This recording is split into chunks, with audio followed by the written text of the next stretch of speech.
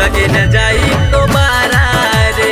मिलल बा सखी देवरिया के मरद लगे न जाई दोबारा रे।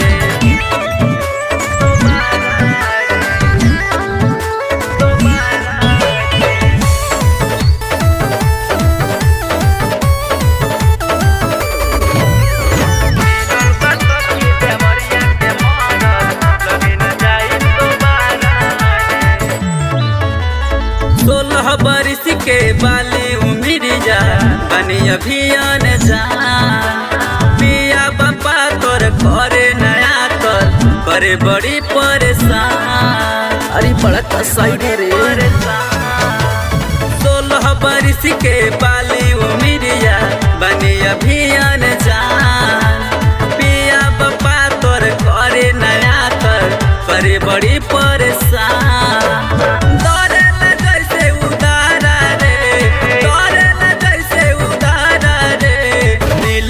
सखी देवरिया के मरद लगे न जाइब दोबारा रे।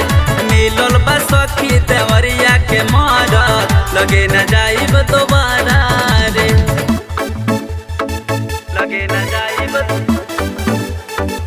लगे न जाइब लगे न जाइब दोबारा रे।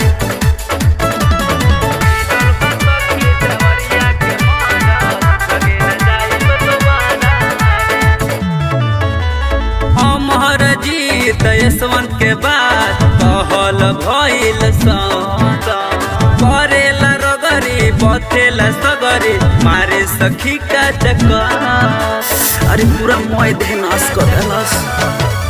मुकेश पे दर्दी जीतू के बाद कहल भइल करेला रगरी बथेला सगरी मारे सखी का चक्कर।